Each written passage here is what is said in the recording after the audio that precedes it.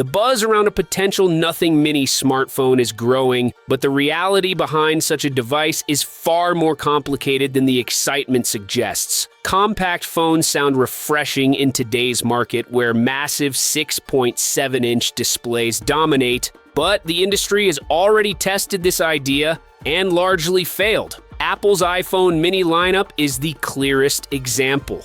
Despite praise from critics, consumers didn't buy in and Apple quietly shifted its focus back to larger models. If even Apple couldn't sell compact phones successfully, the question is whether Nothing has the scale, resources, or market demand to make it work. The biggest challenge lies in strategy and economics. Carl Pei has already admitted that smaller phones are not cheaper to manufacture, and the cost savings people expect simply don't exist.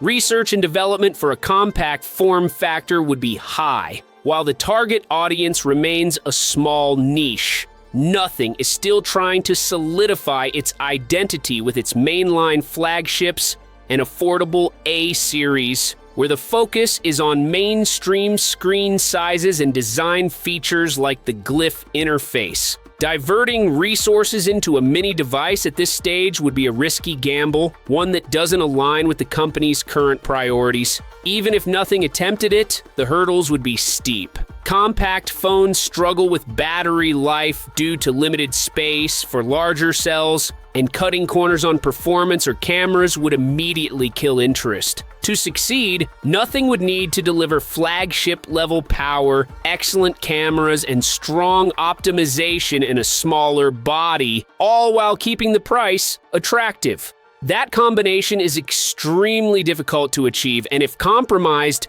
the phone would likely end up as a novelty rather than a serious competitor. The supposed demand for compact phones is also questionable. While there is a vocal group of users asking for smaller devices, their numbers are not large enough to sustain long-term sales.